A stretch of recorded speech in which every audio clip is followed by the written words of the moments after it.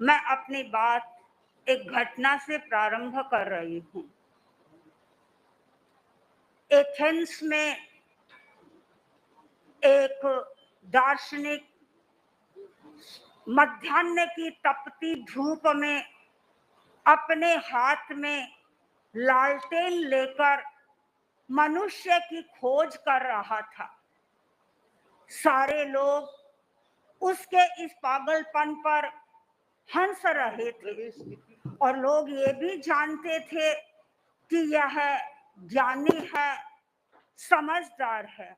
आखिर एक युवक उसके पास गया और पूछा कि तुम लालटेन लेकर इस मध्याह्न में कहाँ जा रहे हो, क्या कर रहे हो? तो उसने कहा, मैं मनुष्य की खोज कर रहा हूँ। युवक ने कहा, ये सड़क पर चलने वाले क्या मनुष्य नहीं है? ये मनुष्य तुम्हें दिखाई नहीं दे रहे हैं? उसने कहा, ये मनुष्य तो हैं, किंतु मैं जिस मनुष्य की खोज कर रहा हूँ वह मनुष्य ये नहीं है। तुम किस मनुष्य की खोज कर रहे हो? उस दार्शनिक ने कहा कि मैं जिस मनुष्य की खोज कर रहा हूँ वह मनुष्य ऐसा होना चाहिए जिसके भीतर क्रोध की ज्वाला न हो। और सचमुच में अच्छा मनुष्य वही होता है जिसका क्रोध उपशांत रहता है। पर वर्तमान की सबसे बड़ी समस्या है कि क्रोध का आवेश व्यक्ति को प्रभावित करता रहता है। छोटी छोटी बात पर क्रोध आता है और वह क्रोध कलह का कारण बन जाता है, पारिवारिक विघटन का कारण बन जाता है और समाज में दूरियां पैदा करने वाला भी हो जाता है। हमें क्रोध के परिणामों पर भी विचार करना चाहिए कि क्रोध के क्या परिणाम आने वाले हैं। क्रोध के द्वारा व्यक्ति का शरीर प्रभावित होता है, उसका एंडोक्राइन सिस्टम गड़बड़ा जाता है, उसका डाइजेशन सिस्टम गड़बड़ा जाता है और उसका रेस्पिरेटरी सिस्टम भी गड़बड़ा जाता है। यानी चारों ओर से उसके शरीर के भीतर की स्थिति बदल जाती है और जब शरीर की स्थिति बिगड़ जाती है तो इसका अर्थ है कि वह रोग को चाहे अनचाहे आमंत्रण दे देता है। हाँ, अच्छे व्यक्ति बनने के लिए आवश्यक है कि आप क्रोध को अलविदा कहने का प्रयत्न करें और छोटी छोटी बातों पर आवेश नहीं करें, अपना नियंत्रण रखें, अपना कंट्रोल रखें और कंट्रोल रखने के लिए आपको थोड़ा अभ्यास करना होगा और जो व्यक्ति इस दिशा में आगे बढ़ेगा वह अपने आप पर नियंत्रण भी कर सकता है। परम पूज्य आचार्यवर कई बार एक सूक्त फरमाते हैं कि यदि क्रोध का हमें शमन करना है, क्रोध को हमें शांत करना है तो आप इस सूक्त का बार बार उच्चारण करें, समेन हणे कोहं। यानी हम क्रोध को उपशांत करें, उपशम का विकास करें और जितना हमारा उपशम का विकास होगा उतना हमारा क्रोध स्वतः कम होता चला जाएगा। तो बार बार इस सूक्त का उच्चारण करें, वह समेन हणे कोहं, वह समेन हणे कोहं। यानी मुझे क्रोध नहीं करना है और मुझे अपने शांत करना है। उपशम अवस्था का विकास करके अपने क्रोध पर नियंत्रण कर सकते हैं। और दूसरा प्रयोग परम पूज्य आचार्य महाप्रज्ञ जी हमें बताते थे, प्रेक्षा ध्यान में ज्योति केंद्र प्रेक्षा का यदि हम प्रयोग करें ललाट के ठीक मध्य भाग पर, यदि हम सफेद रंग का ध्यान करते हैं और वहां ये संकल्प करते हैं कि मेरे आवेग शांत हो रहे हैं, मेरा आवेग शांत हो रहा है, बार बार हम इसकी अनुप्रेक्षा करते हैं तो धीरे धीरे क्रोध समाप्त हो जाता है। तो अच्छे मनुष्य का पहला लक्षण है कि वह अपने क्रोध पर नियंत्रण करता है। उस दार्शनिक ने अच्छे मनुष्य के लिए दूसरी बात बताई कि अच्छा मनुष्य वह होता है जो अपनी इंद्रियों पर नियंत्रण करता है, अपने मन पर नियंत्रण करता है। हम सबको 5 इंद्रियां प्राप्त हुई है और हम पांचों इंद्रियों का प्रयोग भी कर रहे हैं, लेकिन कैसे प्रयोग करते हैं?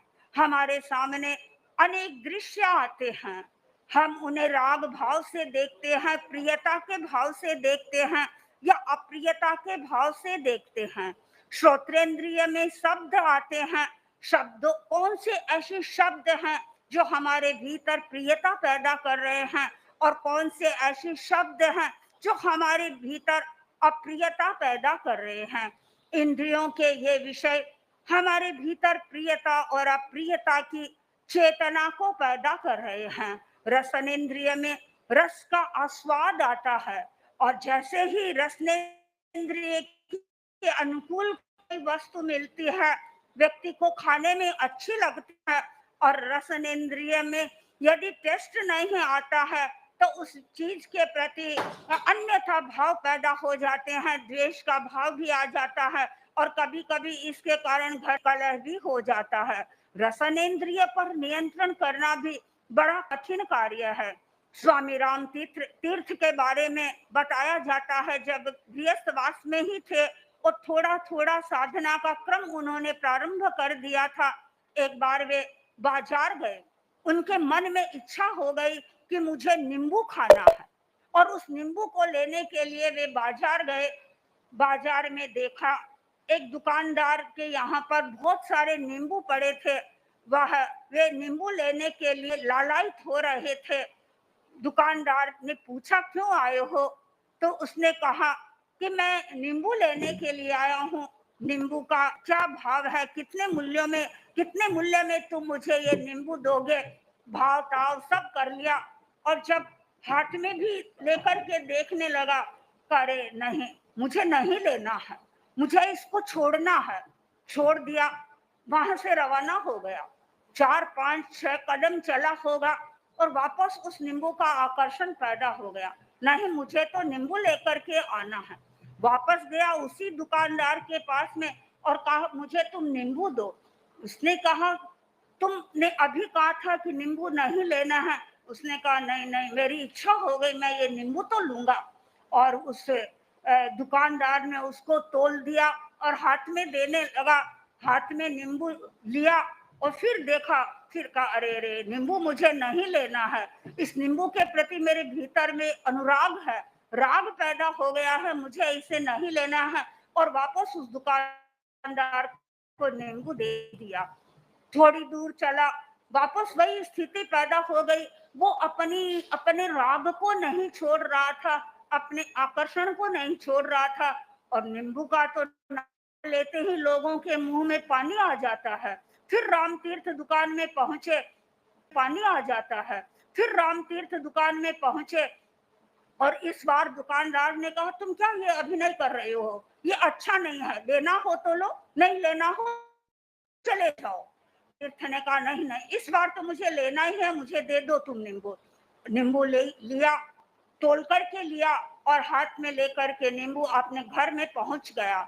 जैसे ही घर पहुंचा, अपने हाथ में चाकू लिया और उस नींबू के 2 टुकड़े किए और मन में आया कि अरे नींबू तो बहुत अच्छा है, तो खाओ।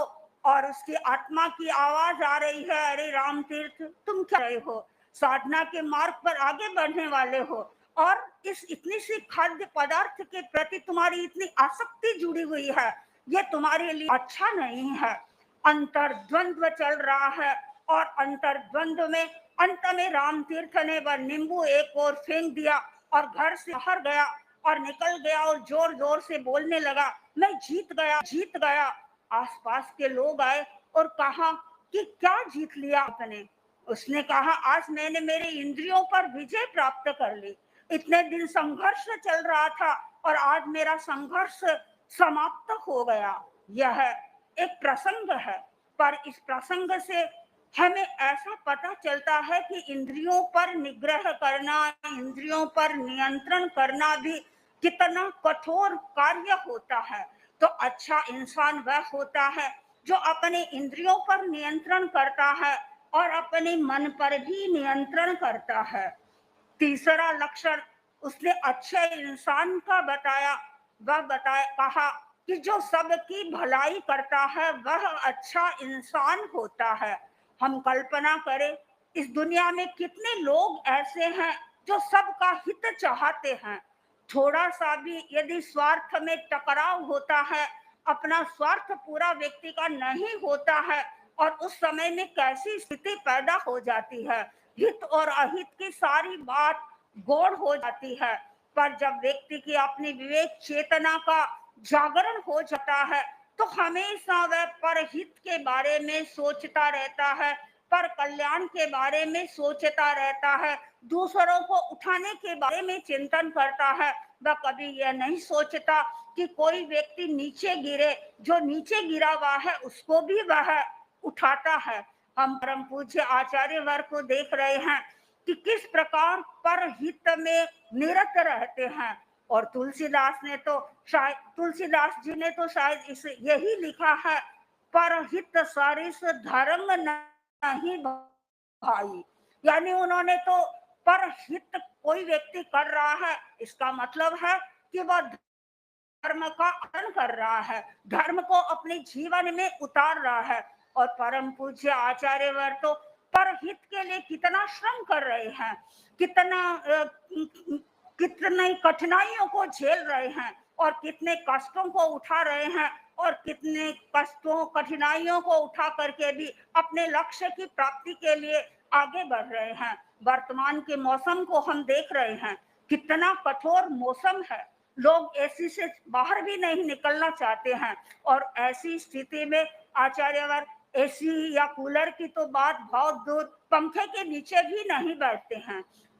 इस प्रकार की सुविधा को कौन व्यक्ति छोड़ सकता है, और कौन व्यक्ति अब आगे बढ़ सकता है? यह वही व्यक्ति कार्य कर सकता है जिसके मन में परहित की भावना होती है। तो उस दार्शनिक ने उस युवक को समझाया कि यदि तुम्हें अच्छा इंसान बनना है तो अच्छा इंसान बनने के लिए व्यक्ति को परहित की बात ध्यान देनी होगी, पर कल्याण की बात ध्यान देनी होगी, और जो पर कल्याण करता है वही वास्तव में सच्चा इंसान होता है। चौथी बात उस दार्शनिक ने बताई कि जो हमेशा शांत रहता है वह अच्छा मनुष्य होता है। और सचमुच में शांत रहना भी कोई सरल कार्य नहीं है। थोड़ा सा प्रतिकूल वातावरण होता है, व्यक्ति के भीतर प्रतिक्रिया हो जाती है, और जो व्यक्ति प्रतिक्रिया से निरत रहता है, प्रतिक्रिया से विरत होता है, वह व्यक्ति शांत जीवन जीता है। और वास्तव में साधु वही होता है जो शांति से अपने जीवन का निर्वाह करता है। परम पूज्य आचार्य वर्ग कई बार फरमाते हैं, वास्तव में जो संत होगा वह शांत होगा, और यह शांति हम आपके मुखारविंद पर अनवरत देख रहे हैं। इतने चलने के बावजूद भी, इतनी भीड़ के मध्य रहने के बावजूद भी, मौसम की प्रतिकूलता होने के बावजूद भी हम हमेशा आचार्य वर्ग के मुखारविंद पर प्रसन्नता ही देखते हैं। शांति का झरना हर टाइम प्रवाहित होता रहता है। जो व्यक्ति शांत होता है वह वास्तव में मनुष्य होता है। अच्छा मनुष्य कैसे बने, उस दार्शनिक ने 4 बातें आपके हमको बताई। पहली बात बताई, जो क्रोध नहीं करता है वह अच्छा मनुष्य होता है। जो अपने इंद्रियों पर अनुशासन करता है वह अच्छा मनुष्य होता है। जो सबके हित की बात सोचता है वह अच्छा मनुष्य होता है। और जो शांत रहता है वह अच्छा मनुष्य होता है। इस संदर्भ में मुझे परम पूज्य आचार्य महाप्रज्ञ जी की 4 पंक्तियां कविता की स्मृति में आ रही है। उन्होंने एक मनुष्य के बारे में ही लिखा है, मेरे मन में मनुष्य लोक को स्वर्ग लोक बनाने की कल्पना नहीं है। मेरे मन में मनुष्य लोक को स्वर्ग लोक बनाने की कल्पना नहीं है। मेरी कल्पना इतनी सी है कि मनुष्य लोक बना रहे। मेरे मन में मनुष्य को देवता बनाने की भी कल्पना नहीं है। मेरे मन में मनुष्य को देवता बनाने की कल्पना भी नहीं है। मेरी कल्पना इतनी सी ही है कि मनुष्य मनुष्य बना रहे, मनुष्य मनुष्य बना रहे। मनुष्य को, मानव को मानवीयता का पाठ पढ़ाने के लिए ही परम पूज्य आचार्यवर अनुव्रत यात्रा कर रहे हैं और लोगों को संबोध दे रहे हैं, लोगों को समझा रहे हैं, बोधित कर रहे हैं। ओम